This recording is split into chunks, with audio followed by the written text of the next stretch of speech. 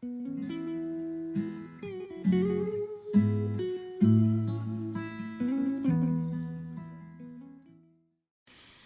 amados, vamos começar lendo o texto. Abra a sua Bíblia em João capítulo 1, que é o do verso 43 ao verso 51.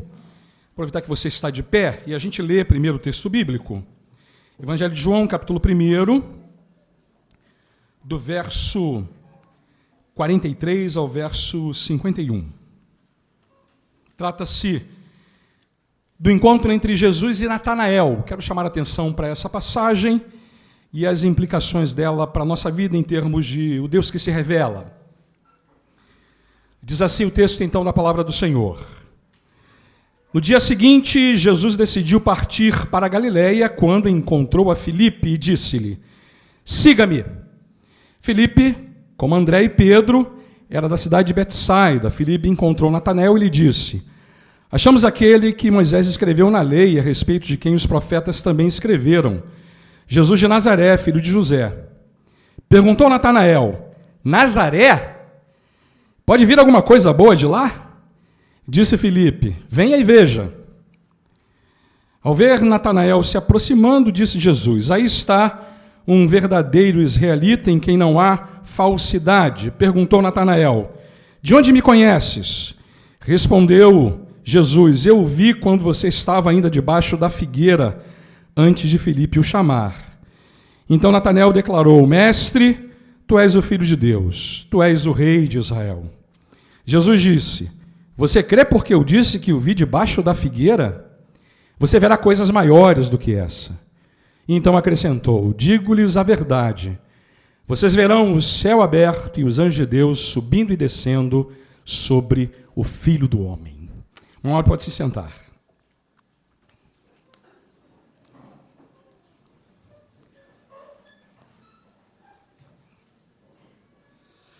Essa segunda palestra, essa segunda exposição, já apontei o texto para você, vai tratar do tema O Deus que se revela.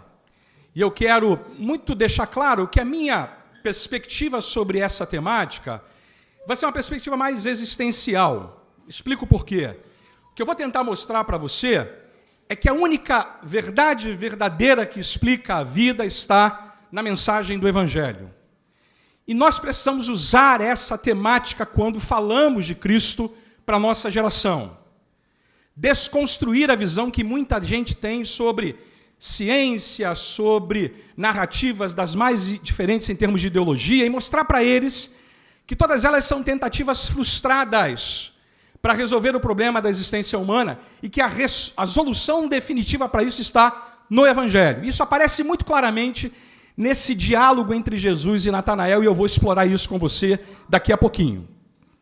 Mas quero começar lembrando que a temática para o slide aqui, eles vão botar para mim lá o primeiro, é essa daí, né? O Deus que se revela, e eu coloquei aquela expressão ali embaixo, o cão de caça do céu. Tira essa expressão do livro do John Stott, Porque Sou Cristão, no primeiro capítulo, ele fala disso. Gostei demais dessa ideia e eu vou usar ela meio que para definir uma coisa para você aqui. Essa é uma expressão extraída de um poeta inglês chamado Francis Thompson, e ele usa essa expressão, o cão de caça do céu, né? Porque na consciência do poeta, ele está dizendo o seguinte: quando eu me dei conta que eu estava buscando por Cristo, eu na verdade percebi que era Ele quem estava buscando por mim. Essa expressão, portanto, é muito reveladora de uma consciência que temos que ter sobre o Deus que se revela, que o poeta está apresentando para a gente. Traduzindo, ao usar essa expressão, ele está, de uma certa maneira, lembrando o que aparece, por exemplo, no Salmo 23. Versículo de número 6, em especial, se usa aquela expressão que você conhece: certamente que a bondade e a misericórdia me seguirão todos os dias da minha vida e habitarei na casa do Senhor eternamente. Aquele texto do Salmo 23 fala sobre Cristo como pastor, né? E nessa parte do versículo em especial, se tem a ideia de cães pastores que são usados para trazer esse salmista para perto do aprisco. Essa visão, né, de um Deus que está caçando, assombrando, perseguindo, levando de volta as ovelhas perdidas para o aprisco, é uma presença frequente na Escritura Sagrada e que o poeta está se apropriando dela para falar nesse poeta de que Cristo é para ele o cão de caça do céu. Veja, essa é a experiência de todo cristão, né, irmãos? Eu sei que você, sentado aqui, percebe comigo que essa imagem, primeiro, é a imagem que diz respeito a todos nós. No fundo, no frigir dos ovos, na última etapa, assim, na análise mais crua e fria, nós não fomos levados à conversão por influência dos nossos pais, por influência dos nossos professores, pastores. Eles são instrumentos importantes, eu vou trabalhar isso daqui a pouco. No fundo, a gente não se torna cristão nem por uma decisão pessoal.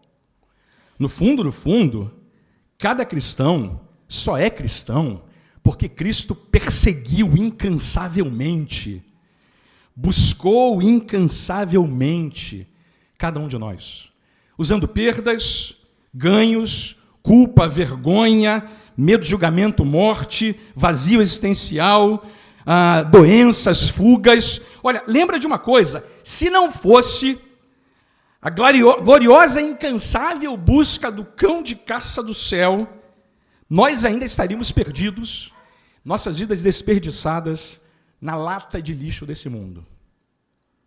Essa primeira imagem, portanto, é uma mensagem que revela o que é esse Deus que se revela. Ele não se revela de maneira estática, paradinho. Ele se revela de maneira ativa, correndo atrás da gente, buscando a gente onde nós estamos. O meu ponto é, Jesus continua permanentemente buscando as suas ovelhas. Bota isso no seu coração, ele continua agindo como o cão de caça do céu. Espero que essa jornada aqui seja um pouco esse o momento em que você seja achado por ele. De uma certa maneira, o que eu espero é que tudo que a gente vai tratar aqui revele a você quem ele é, se você ainda não o conhece. E se você já conhece, se aproprie dessa história de Natanael para ajudar outros, por intermédio de você, para também serem alvos do cão de caça do céu. Não se sinta incomodado com essa expressão, tá? Porque ela é bonita, eu gosto dela e eu vou usá-la aqui muitas vezes. Eu quero deixar isso claro. A gente quer olhar para essa história, então, de Natanael sob essa perspectiva, desse Cristo que busca os seus, está insistentemente fazendo esse trabalho e nos ensina, a partir dessa história, a sermos instrumentos na mão dele nessa mesma direção. Toda apologética é missionária. Toda apologética é missionária. Não é para ficar só discutida, é para levar a gente para esse fronte e encontrar esses Natanaéis que estão por aí sendo alvo do cão de caça do céu. Quero fazer 3 movimentos. Próximo slide. Rapidamente. Primeiro, mostrar que Natanael, Bartolomeu, eu e você somos muito parecidos. Há muita conexão entre o que acontece na vida desse jovem e a nossa vida atualmente. Segunda coisa, mostrar que Natanael está cansado de respostas que não respondem. Isso é uma verdade sobre a nossa geração. O pessoal está cansado de respostas que não respondem. Terceira e última coisa, mostrar também que a gente precisa crer no Evangelho como a verdade verdadeira. É isso que Natanael vai ser confrontado nessa conversa que ele tem com Jesus. Tira essa expressão do Schaeffer. Ele fala que o Evangelho é a verdade verdadeira. Não é só a verdade. No tempo em que a gente tem essas verdades sendo aí relativizadas, temos que deixar claro que a nossa verdade é a verdade verdadeira.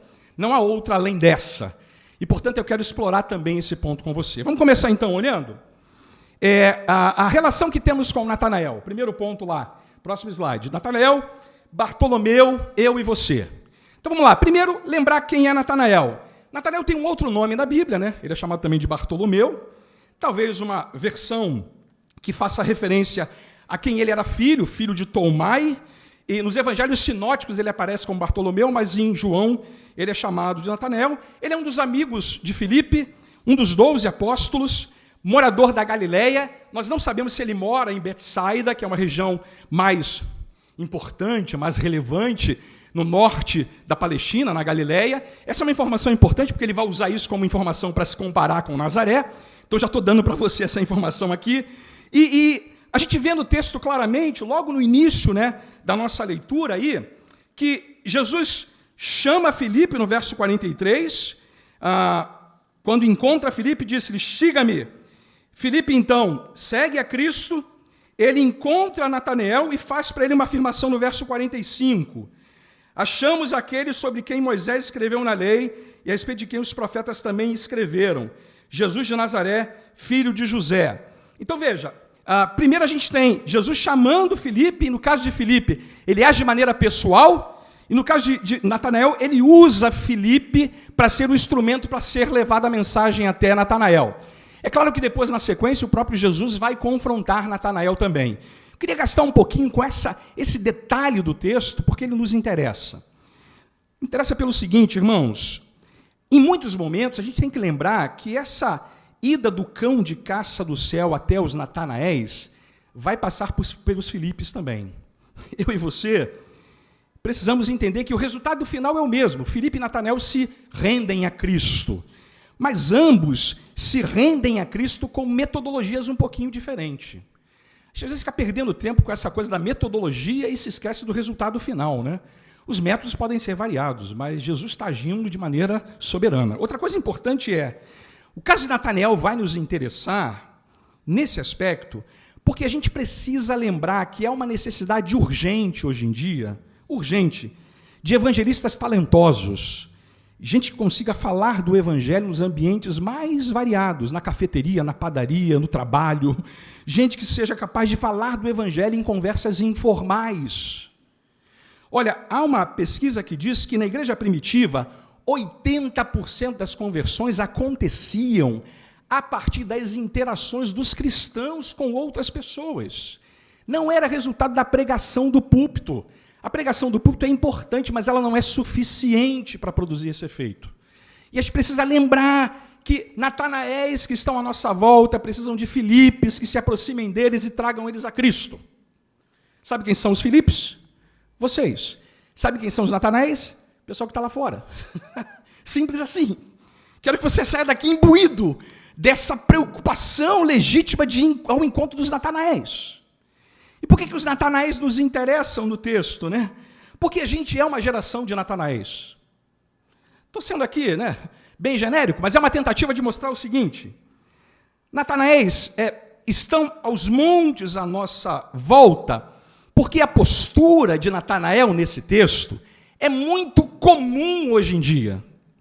Vou dizer para você, se você quer começar certo, comece meio que preocupando-se em avaliar se essa pessoa que você está se aproximando não apresenta os elementos de Natanael. Por que eu estou dizendo isso? Natanael é apresentado para nós, logo no início do texto, como uma espécie de snob intelectual. Ele é uma pessoa que desconfia do que Filipe tem para dizer para ele no primeiro momento. Ele é um sujeito que tem assim, será que esse negócio aí que ele está me dizendo tem alguma relevância? Isso vai acontecer muitas vezes. A afirmação de Filipe no verso 45, que eu acabei de ler, é uma afirmação que está conectada com o início do Evangelho de João. João, depois de ter feito a afirmação bombástica no início do Evangelho, ele mostra como é que na prática isso vai acontecer na vida de uma pessoa. E Natanael é o exemplo que ele traz para nos fazer entender isso. Qual é a afirmação de João no início do Evangelho? Lembra de uma coisa, os gregos que faziam a cabeça da época lá, e fazem até hoje, né? Eles tinham uma afirmação que era a seguinte: o mundo tem uma ordem, uma organização, chamada logos, verbo, palavra.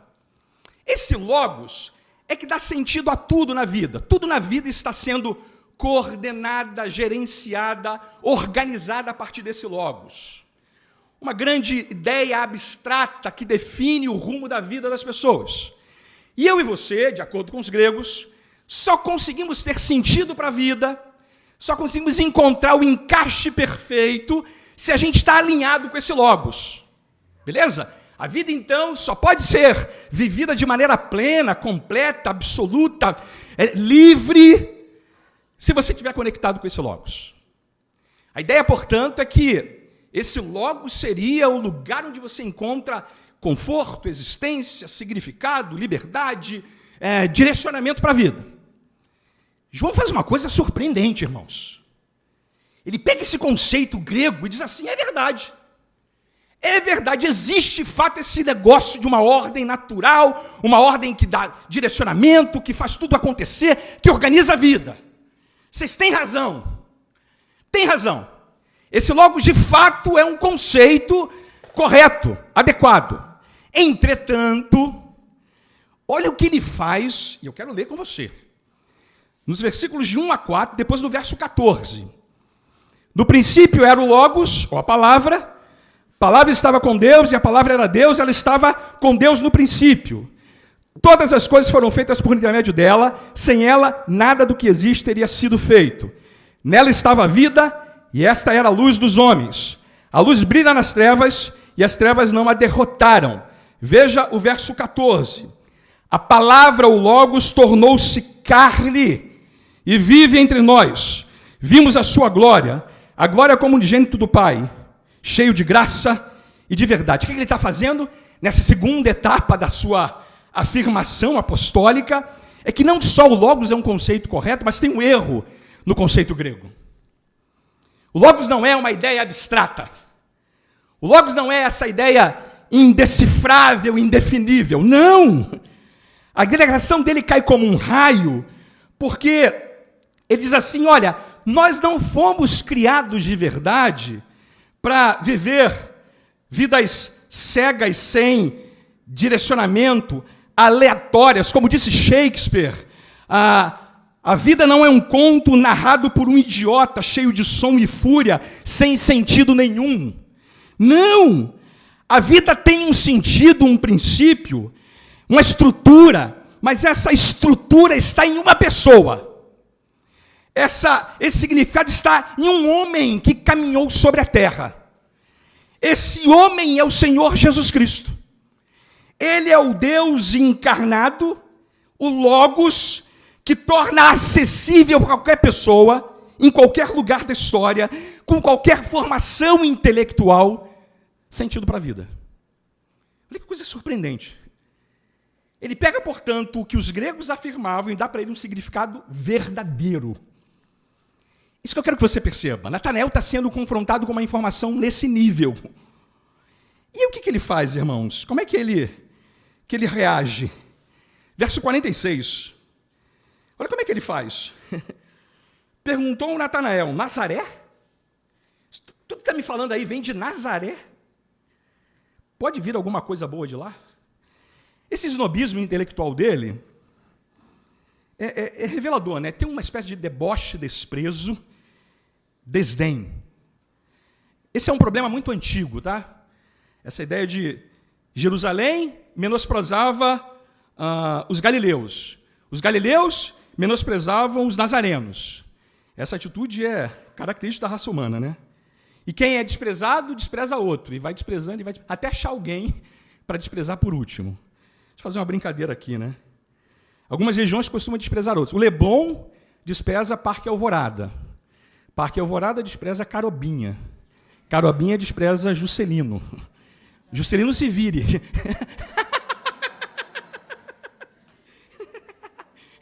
Então é sempre assim. O pessoal do Leblon, não, Leblon é Parque Alvorada.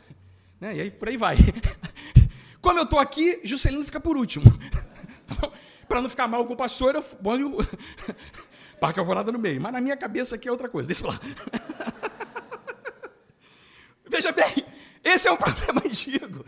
Da gente desprezando, porque acha que o nosso posicionamento, a nossa posição, nosso lugar geográfico, né, é mais relevante. Natanael está fazendo isso. Ele não podia acreditar que respostas para os grandes questionamentos da vida viriam de Nazaré. Fala sério. Isso é impossível. Fala sério. Que história é essa? Você está me dizendo que eu tenho que levar a sério o que um homem de Nazaré tem para me dizer? Essa é a ideia que ele está revelando na sua palavra inicial. Veja, Natanael via o cristianismo da maneira como muita gente vê o cristianismo hoje. O cristianismo, né? Sei como é. Fui criado aí nesse ambiente, fui criado na igreja e percebi muito cedo na minha vida que isso não é para mim. Eu sou gente de Jerusalém, Nazaré não tem nada para me oferecer. Eu sou gente de lugares importantes, já acessei informações relevantes, já percebi que a vida não se resolve a partir dessa proposta. Na minha cabeça, não funciona para mim. Na minha cabeça, já tenho uma opinião formada sobre o tema. Você vai enfrentar esse tipo de problema, esnobismo intelectual. Olha, deixa eu dizer uma coisa, há 2 perigos graves com essa atitude. Quando a gente tem esse tipo de atitude, eu faço 2 recomendações que você deve usar a seu favor para desconstruir esse esnobismo. E se alguém aqui está conosco essa manhã com essa mesma perspectiva, eu vou ser também aplicado para o seu caso.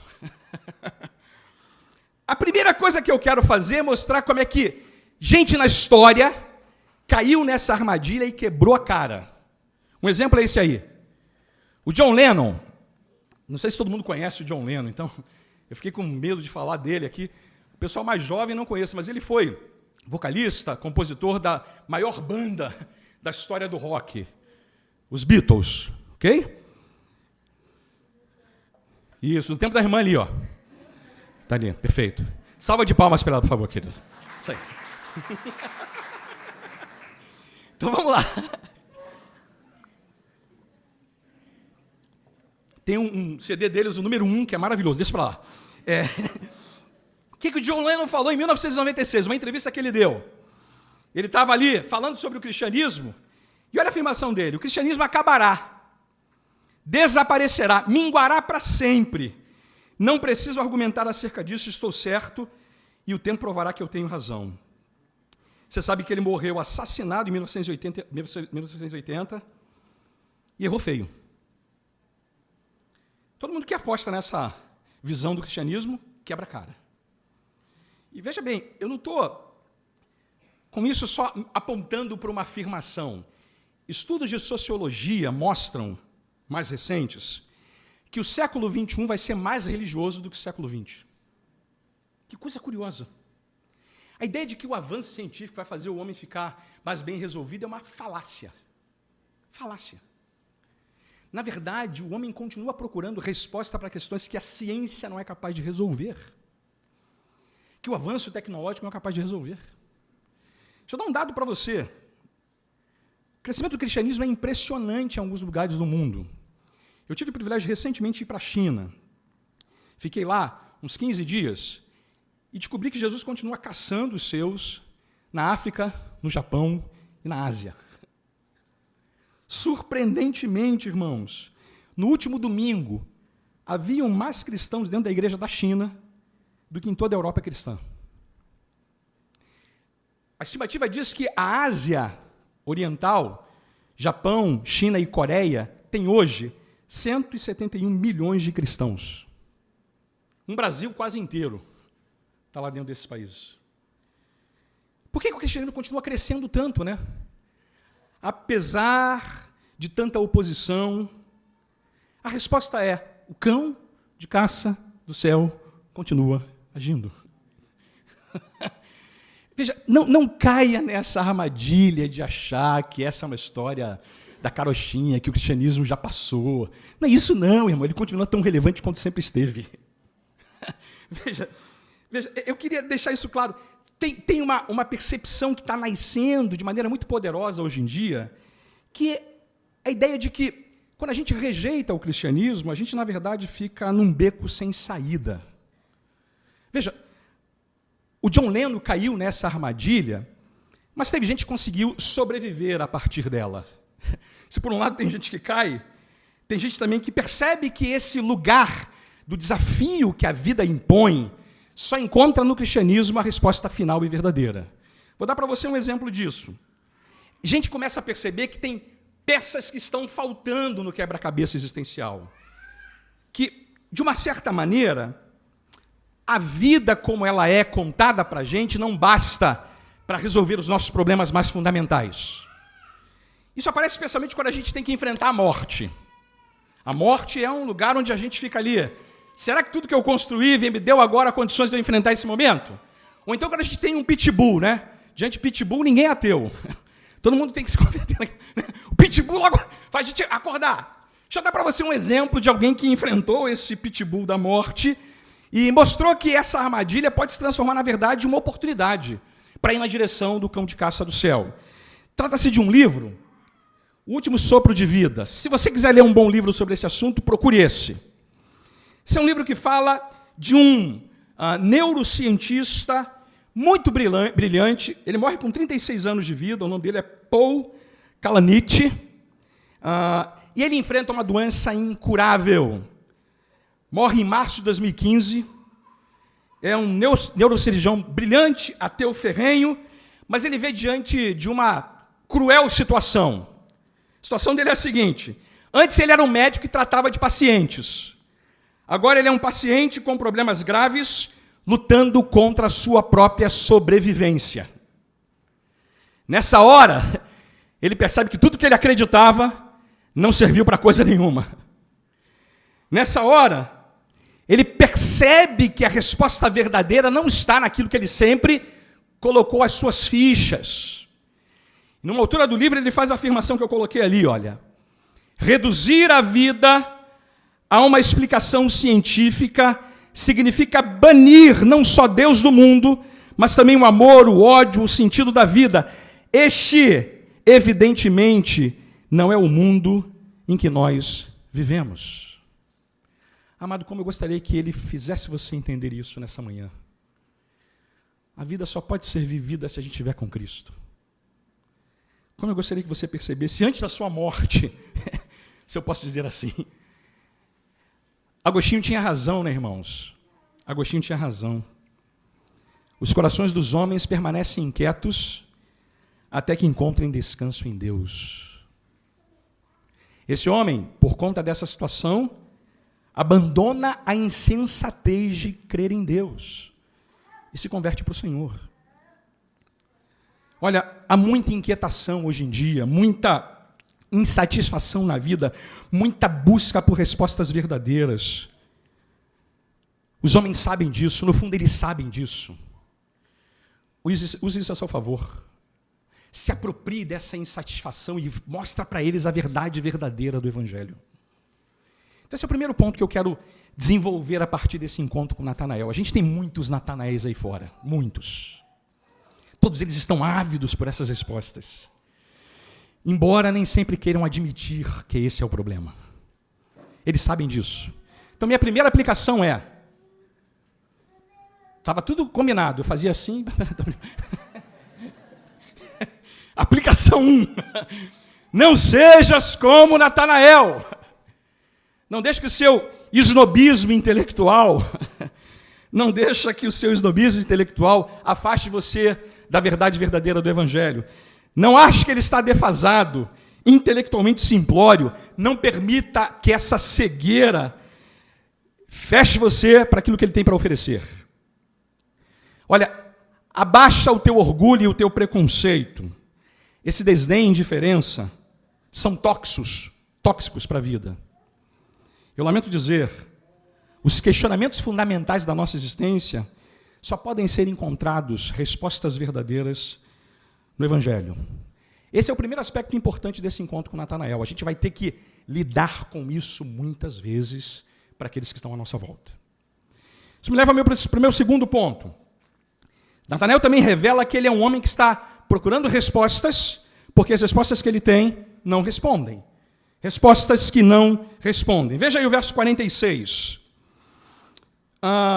Quando ele fala, no verso 46, pode vir alguma coisa de lá, o texto diz que Jesus revela para ele uma informação sobre o caráter dele, sobre onde ele estava na figueira, e aí então no verso 49, Natanael diz assim, Mestre, tu és o Filho de Deus, tu és o Rei de Israel. Veja, nesse intervalo entre o 46 e o 49, a gente vê Natanael é meu filho, Natanael, e no 46 ele está debochando, no 49 ele está crendo. Por que esse homem muda tão rapidamente?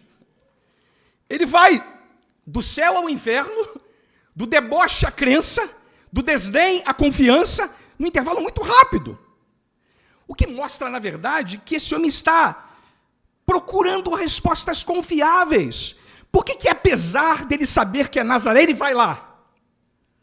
Por que ele, apesar de saber que Nazaré não tem nada para oferecer, ele acaba indo? Porque, no fundo, essa postura de Natanael esconde um desejo muito intenso de encontrar respostas verdadeiras para aquilo que ele está procurando.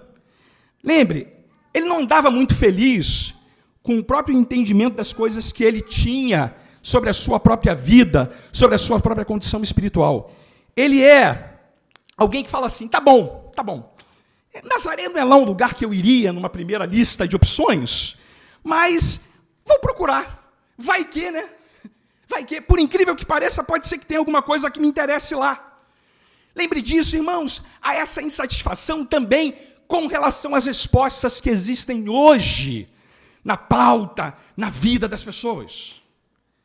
Olha, muitos de nós andam cansados de respostas para a vida, que na verdade são oferecidas para nós diariamente, dezenas e dezenas de vezes, por horas, seja na internet, nas redes sociais, nos anúncios, nas propagandas, pelas celebridades, pelas histórias, pelos filmes, pelas novelas. Elas são óbvias, quase indiscutíveis para muita gente, mas elas não satisfazem. Sai todo mundo vazio.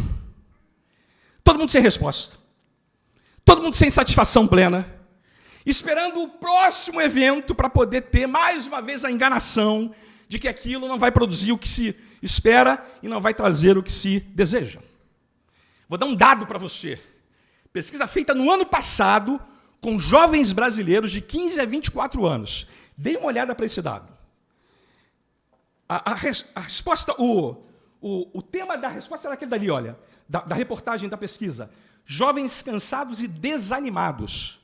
Estado mental dos jovens brasileiros. A pesquisa revelou que entre jovens de 15 a 24 anos, no ano passado, irmãos, 90%, na verdade, 93% deles, viviam com uma média de ansiedade muito alta. O que está acontecendo? O que está acontecendo? Por que tanta ansiedade? Porque essas respostas não respondem. Elas continuam fazendo acreditar em narrativas que são falsas. Vou dar alguns exemplos. Narrativa da identidade, né? Diz pra gente o tempo todo que você tem que ser verdadeiro consigo mesmo. Quem consegue? Quem consegue ser verdadeiro consigo mesmo o tempo todo? Segunda coisa. Você tem que ser livre, porque para ser livre tem que viver como quiser, desde que não ofenda ninguém. Essa equação não encaixa, né? Vai como? Como? Fala para mim. Terceira afirmação, felicidade. Se você quer ser feliz, deve fazer aquilo que o deixa mais feliz. Não sacrifique sua felicidade por ninguém. Eu rio para não chorar, tá, irmão? A ideia aqui é a seguinte: nós não conseguimos nos ajustar a essas expectativas. É a jovem que fica lá olhando aquele corpo perfeito e fala assim, eu jamais teria esse negócio aí. Ou então o sujeito que fica lá olhando o cara malhado na academia e fala, não, no meu caso então já desisti há muito tempo. O cara chama Hércules com esse corpo, como é que pode?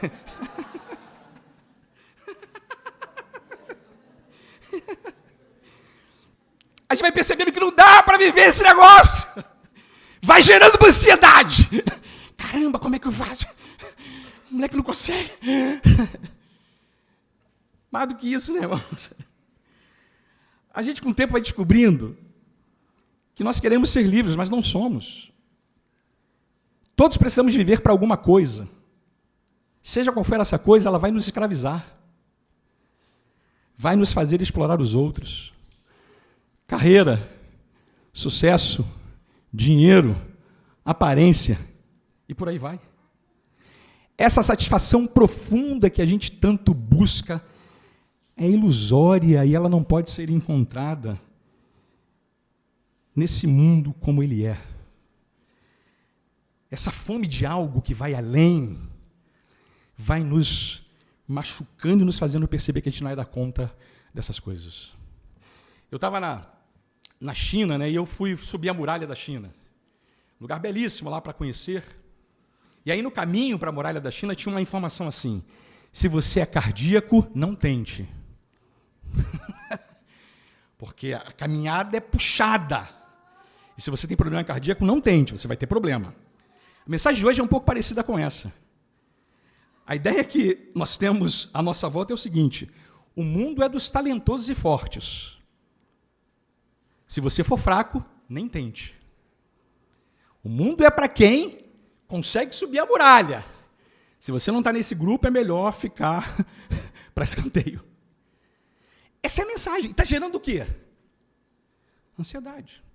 Agora, veja, eu queria só aproveitar para dizer o seguinte: tem muita gente percebendo que essa coisa não está funcionando de maneira adequada, que há um elemento transcendente aí na vida que a gente precisa saber e valorizar nesse conceito.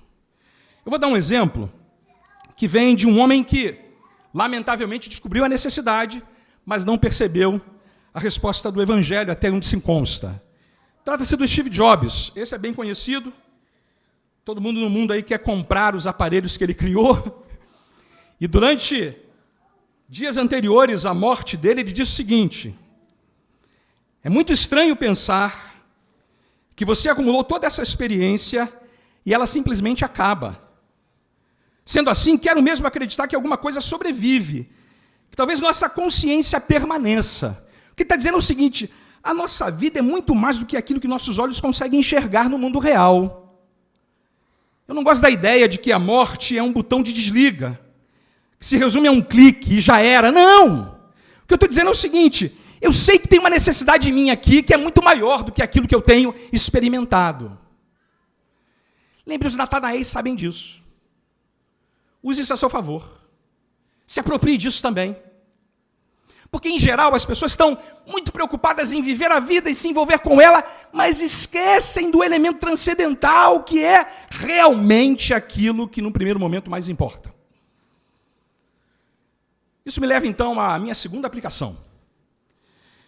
Olha, se você, como Natanael, estiver disposto a reconhecer a sua mais profunda necessidade, você vai descobrir que existem respostas muito melhores para os grandes questionamentos da vida. Desista de fechar os olhos para o cristianismo e faz isso que Natanael está fazendo. Pelo menos permite que o homem de Nazaré tenha alguma coisa para te oferecer. É uma coisa importante aqui, né, irmãos?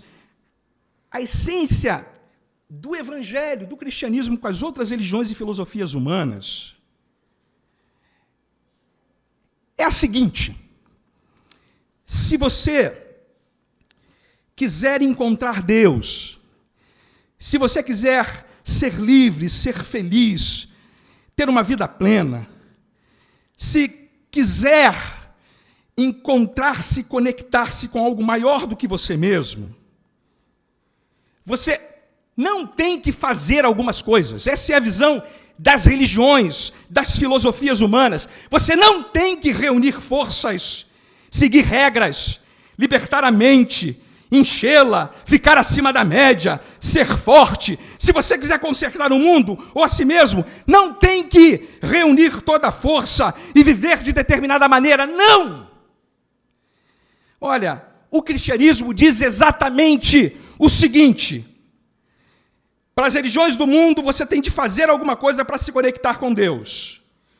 No cristianismo, Jesus veio fazer em seu lugar o que você não podia fazer por si próprio. As religiões do mundo diz: eis as respostas para os grandes questionamentos. O cristianismo diz: todas as respostas estão em uma pessoa, Jesus Cristo. As religiões humanas dizem: seja forte, não suba a montanha se você é cardíaco. Para você ser bem-sucedido, tem que agir de maneira dura, resiliente, vencer. Mas o cristianismo não é só para os fortes. Muito pelo contrário.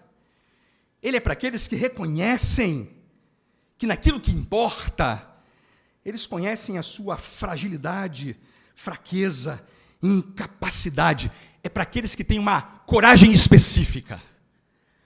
A Coragem específica de reconhecer que suas falhas não são superficiais, que seu coração está em desordem e que são incapazes de corrigir a si mesmos. Amados, olha, essa é a genialidade da fé cristã. O que você precisa fazer é não fazer nada e descansar na obra, na pessoa, na cruz, no sangue do Senhor Jesus. Olha que coisa maravilhosa. Próximo slide. Esse é o resumo. Estava tudo combinado, vamos lá. Todas as outras religiões afirmam, você tem de fazer alguma coisa para se conectar com Deus, enquanto o cristianismo diz, não. Jesus veio fazer em seu lugar o que você não podia fazer por si próprio. Traduzindo, Deus ama os desfavorecidos. Deus gosta de gente desfavorecida. O Evangelho não tem nada para dizer para a gente snob, que se acha aí a última Coca-Cola do deserto, o último pacote, a última bolacha do pacote, né, por aí. Uma coisa legal, dá uma olhada no Velho Testamento. O Velho Testamento mostra isso o tempo todo para a gente, né? Por exemplo, o filho mais velho. O filho mais velho era tido como aquele que guardava toda a riqueza, assegurando para si uma família, o status e a posição na sociedade. Curiosamente, a gente olha para o Velho Testamento e vê Deus escolhendo sempre o segundo e o terceiro filho. Porque o segundo e o terceiro filho não recebiam nada ou eram quase considerados como zero à esquerda. Em toda a Bíblia, Deus prefere Abel ao invés de Caim, Isaque ao invés de Ismael, Jacó ao invés de Esaú, Davi a todos os seus irmãos. Curioso, né? Para lembrar que a lógica do Evangelho é aquela que favorece quem sabe o quanto é incompetente. Mulheres, outra tradição do Velho Testamento. Mulheres da antiguidade que tinham muitos filhos eram tratadas como heroínas. Já vou antecipar para as irmãs aqui, quanto mais você tiver, melhor para a sua família. Não é isso? Ter muitos filhos significava sucesso econômico, militar, probabilidade de perpetuar a família, fazer com que essa família tinha garantia de permanência e sobrevivência. Claro, é lógico. Mas Deus mostra como é que ele opera sempre invertidamente, abrindo a madre de mulheres que eram estéreis. Que coisa curiosa, irmãos. Vou dar uma lista para você. Escolhe Sara, esposa de Abraão, Rebeca, esposa de Isaque, mãe de Samuel, Ana, mãe de João, Isabel, e por aí vai. Mensagem clara. Deus veio na pessoa de Jesus Cristo fazer o que a gente não podia fazer por nós mesmos. Salvar-nos. Isto é o Evangelho. Nunca é Jerusalém, é sempre Nazaré. Nunca é Leblon, é sempre Parque Alvorada, irmão. Nunca é Carobinha. Oh, desculpa, não pode. Sempre é Parque Alvorada, Carobinha, Mesquita e por aí vai. Sei lá. Louvado seja Deus por isso, irmãos. Não tem nada a ver com o que a gente faz. Tem tudo a ver com aquilo que Ele fez por nós. Descanse nisso, diz isso para essas pessoas. Elas estão ávidas por esse tipo de mensagem. Estão cansadas de ficar tendo que provar a si mesmas. Última coisa que eu faço na minha exposição. Quero mostrar que Natanael faz um outro movimento, depois dele ter, então, superado o seu snobismo intelectual, apesar das circunstâncias. A gente vai ver o último ponto do nosso texto, que é a verdade verdadeira, e eu termino com ela. Meio-dia, eu sei que o almoço só começa às 1h30, não é isso? Meio-dia, gasto mais alguns minutos só. Agora a gente vai ver o encontro propriamente. A gente já viu, então, a primeira parte da história, que é a identidade de Natanael e a nossa. Vimos também como é que ele revela uma profunda necessidade espiritual que ele tem no coração, e ela está presente hoje em dia também. E a última coisa é, como é que se dá esse encontro, né? Porque agora ele foi levado por Filipe até Jesus. O que acontece, então, nesse momento? E acontece uma coisa surpreendente aqui também, que a gente precisa compreender mais do que nunca hoje em dia. Há 3 imagens que aparecem lá: fingimento, figueira e escada. Eu quero usar essas imagens para poder fazer você entender a profundidade teológica desse discurso, dessa conversa. Uma conversa que parece simples, mas ela está cheia de elementos importantes aqui para a gente. Primeiro, aspecto a ser examinado, né, é que Jesus diz uma coisa para Natanael que está no verso 48. Natanael pergunta: de onde me conheces? E ele fala: vi-o quando você estava debaixo da figueira, antes de Filipe o chamar. A gente, ao olhar esse texto, né, primeiro é informado que Jesus dá para ele uma informação que ele fica surpreso com essa informação. Mas olha o que ele faz antes. Antes de ele dar essa informação, ao olhar para Natanael no verso 47, ele fala assim: aí está um verdadeiro israelita, em quem não há falsidade. Uma leitura rápida desse texto parece dar a entender que Jesus está fazendo um elogio. Não é isso que ele está fazendo, não, tá? A palavra aqui ele é um sincerão, um sem freio. Já encontrou gente assim? Não tem freio entre o que pensa e o que fala? Lá na igreja tem um pessoal assim. Não vou dizer o nome para não ter constrangimento. É um sujeito que é tão transparente e sincero que ele acaba sendo mal educado. Sabe qual é? É aquele sujeito que não tem papo na língua. Calma aí, gente. Não dá para ser assim também, não. Segura a onda. Esse sujeito é descrito assim. É interessante que Jesus faça isso, esse comentário para Natanael, né? Porque o que Jesus está fazendo aqui? Está dizendo assim: eu sei que muita gente não gosta como você se comporta, Natanael. Você é um sujeito, de vez em quando, que cria um certo constrangimento, assim, na sala, na mesa. Você fala umas coisas que não são muito boas de serem ditas da maneira como você diz. Possivelmente, Jesus está fazendo o seguinte: embora ele saiba isso sobre Natanael, ele consegue enxergar a essência desse homem e, mesmo assim, ser gentil com ele. Como isso é importante, né? Jesus olha assim e fala: eu sei que esse sujeito aí não é um sujeito muito fácil de lidar, mas eu vou tentar mostrar para ele que eu quero me aproximar dele com gentileza, com amor. Que legal isso em Jesus, né, irmãos? Porque ele podia falar coisas para a gente fala assim: Senhor, o senhor tem razão. A conversa acabou, né? Daqui para frente, cada um segue o seu rumo. Não, mas ele fala isso de uma maneira que ele quer dar a entender para Natanael que, olha, mesmo sabendo quem você é, eu vou ser gentil com você. Lembre de ser assim também com as pessoas, em nome de Cristo. Natanael, então, se surpreende com essa generosidade de espírito de Jesus e faz a pergunta do verso, então, 48. Como é que você me conhece tão bem? Porque isso, esse conhecer tão bem, não é dito depois que ele fala da figueira, é antes da figueira. Eu te conheço bem, Natanael, porque eu já vi o teu caráter, a tua vida, quem tu és. E eu estou sendo bastante generoso com você. Se eu tivesse que dizer umas coisas aqui, você não ia gostar de ouvir. A primeira coisa, ele faz esse tratamento amoroso, generoso. Aí ele faz: como é que tu me conhece? Aí ele dá uma informação: eu te vi lá na figueira, antes de Filipe te chamar. O que ele estava fazendo na figueira? Ninguém sabe. Natanael sabe, Jesus sabe, mas você jamais saberá. Não sei, não está no texto. E a informação não nos é dada. O que mostra que a revelação aqui é verdadeira, ela narra os fatos, sem acrescentar elementos estranhos a ele. Nós não sabemos. É um pouco aquela afirmação, né? Eu sei o que vocês fizeram no verão passado. Não tem esse filme? É um pouco essa ideia. Eu sei o que você andava fazendo. O fato é que depois dessa afirmação, Natanael fala assim: rapaz, ele sabe coisas sobre mim que jamais alguém saberá. Era uma informação muito secreta, né? Muito escondida ali, que a gente não sabe qual é, mas ela acabou sendo uma importante informação de Jesus trabalhar com Natanael a percepção de quem ele é e quem ele sabe sobre, o que ele sabe sobre Natanael. A partir daí, irmãos, aparece uma coisa surpreendente, né?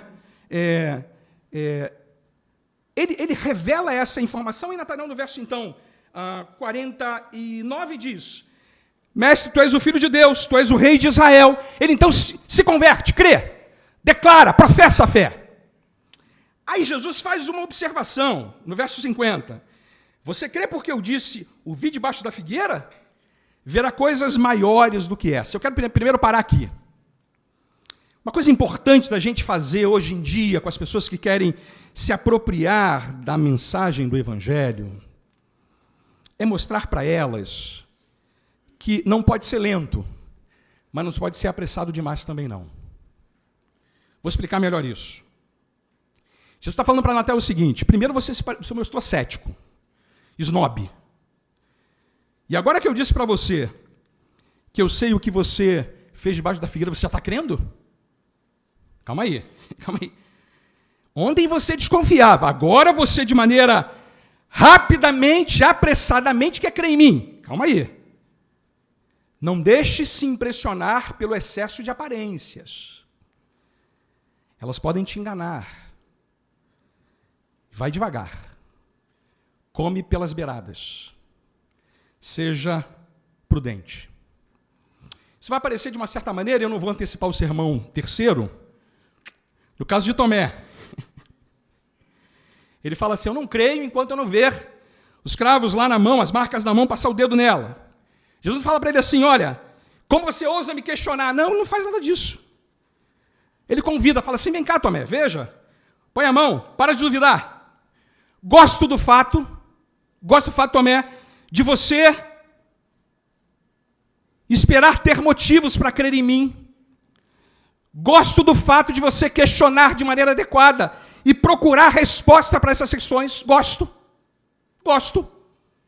Isso não me incomoda. O que está fazendo com Natanael é assim, gosto, Natanael, de alguém que não seja tão apressado. Vai devagar.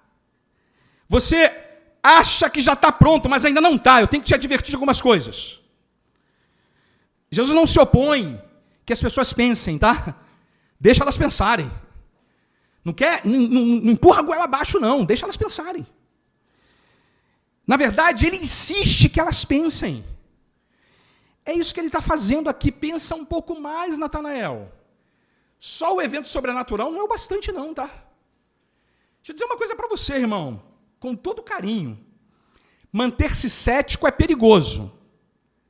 Mas também é perigoso crer apressadamente. Porque pode ser que essa fé não seja pautada na verdade verdadeira. Veja só. Muita gente acha que o evangelho funciona como algo que tem que atender todos os nossos pedidos, todos os nossos desejos. Deus é uma espécie de anjo do condão mágico que acerta tudo. Que o cristianismo é uma espécie de bem de consumo e Jesus é o gênio da lâmpada. Isso não é evangelho. Não basta também voltar-se para o cristianismo pelo simples fato dele satisfazer algumas necessidades da nossa vida. Ou uma espécie de experiência religiosa. Falava isso com o pastor Leonardo aí no gabinete. Não é porque uma vida melhorou que quer dizer que o Deus que essa pessoa se vinculou é real. Você concorda comigo nesse ponto? A experiência religiosa pode ser real em mormons, budistas, católicos, evangélicos, ateus. A vida dessa gente foi mudada. Não significa dizer que tais testemunhos são verdadeiros. Não me entenda mal. É claro que o evangelho produz mudança de vida, mas nem toda mudança de vida é produzida pelo evangelho. Veja, uma vida mudada não é uma evidência irrefutável de fé. Temos que ter cuidado com essas coisas. Porque elas podem levar a gente a compreender que essa precipitação nos levou a crer, quando na verdade nos envolvemos com uma versão de Cristo que não é a versão bíblica. Lamento dizer isso, tá, irmãos? Não há espaço nessa conversa com Natanael para essa ideia de que, olha, pode ser rápido. Eu posso aqui, já sei, sobrenatural aconteceu, eu creio. Calma! Nem todo sobrenatural vem, de fato, de origem divina. Lutero falou isso, né? Se eu pregar o evangelho e ficar não acontecendo nenhum milagre em nenhum lugar, tudo bem, eu estou pregando o evangelho. Uma coisa não tem nada a ver com a outra, elas podem acontecer juntas, como também não acontecer. E Natanael está preocupado em ficar impressionado com o sobrenatural e perdendo de vista o que é mais importante. E aí, irmãos, Jesus faz para ele uma afirmação no verso 51, que é, verso 50 e 51, que é lapidar. Você verá coisas maiores do que essa. E então ele complementa. Digo-lhe a verdade, vocês verão o céu aberto e os anjos de Deus subindo e descendo sobre o Filho do Homem. O que ele está fazendo aqui? E eu termino com isso. Essa última coisa que ele diz é para lembrar o seguinte: você só se volta para Cristo de maneira verdadeira se você o abraça como a verdade verdadeira da sua vida. Essa última afirmação, ela tem a ver com uma coisa que é o seguinte. A gente se aproxima de Jesus um pouco naquela perspectiva de Natanael, né? Eu provavelmente não encontre respostas para grandes indagações que ele tem para a minha vida, mas ele vai me ajudar a ser uma pessoa melhor. Talvez ele trate da minha solidão e de algum outro problema que eu tenho. Aí a gente vai com essa ideia. A gente se achega a ele, meio que na defensiva, meio que mantendo a guarda, sem saber se as nossas necessidades reais serão satisfeitas ou não. Mas deixa eu dizer uma coisa para você. Quando você de fato o encontrar, ele sempre será muito mais do que você imaginava que ele fosse. Próximo slide, por favor. Ele sempre será muito mais do que você esperava que ele fosse. É isso que ele diz para Natanael. Essa imagem que ele traz é a imagem do Velho Testamento, sonho de Jacó, Gênesis 28. Os anjos são sinal da presença de Deus. Há uma escada entre o céu e a terra, ele está dizendo o seguinte. Jacó sonha vendo um mundo ideal, em que há uma conexão entre Deus e os homens por uma escada. E há um trânsito, então, livre entre esses dois lugares. O sonho de Jacó vai se tornar realidade no futuro. Essa ligação entre o céu e a terra, esse lugar que nos acessa à presença de Deus por uma escada, vai acontecer. Jesus diz para Natanael o seguinte: eu sou o caminho, a escada que estava no sonho de Jacó. Eu sou o Logos do universo. Eu sou o Deus encarnado, a ponte entre o céu e a terra. Quase que Jesus está aqui sorrindo para Natanael e dizendo assim: ah, meu caro, você acha que eu sou o Messias? Pensa que eu vou subir num cavalo, derrotar os romanos? Eu vou frustrar as suas expectativas, Natanael. Vou lhe mostrar uma coisa ainda muito maior a meu respeito. Eu vou mudar a condição da humanidade inteira. Eu vou derrotar o mal para sempre, Natanael. Eu vou renovar o mundo. Eu vou vencer a morte. Ah, Natanael, eu estou dizendo para você que eu sou o Deus encarnado, Natanael. Eu sou a escada entre o céu e a terra, e por meio de mim, todo ser humano que atravessar essa escada será levado diretamente à presença de Deus. Essa é a sua maior necessidade, Natanael. E nada além disso é mais importante na sua vida. Olha, embora muita gente busque a Cristo nessa maneira meio tímida, né, com medo de se decepcionar, no fundo elas descobrem isso. Que quando a gente de fato encontra, ele é muito mais do que a gente jamais imaginou que ele fosse. Então deixa eu terminar com a minha última aplicação, próximo slide. Amado, meu apelo é, antes do almoço, abandone os seus preconceitos. Acompanhe Natanael. Venha ver e falar de Jesus aos seus amigos Natanaéis que há à sua volta. Prepare-se para mudar as suas prioridades. Prepare-se para parar e pensar um pouco. Qualquer que seja a sua expectativa, qualquer que seja a sua esperança, qualquer que seja o seu sonho, você descobrirá algo muito maior em Jesus, muito maior em Nazaré. Que Deus o abençoe. Que Deus o abençoe. Vamos terminar? Eu quero terminar 2 minutinhos lendo o poema com vocês, O Cão de Caça do Céu. Pode ser? E a gente termina com essa leitura. E eu espero que você se enxergue nessa poesia. Vamos todos juntos? Vamos lá? Dele fugi noites e dias adentro. Dele fugi pelos arcos dos anos. Dele fugi pelos caminhos dos labirintos, de minha própria mente no meio de lágrimas.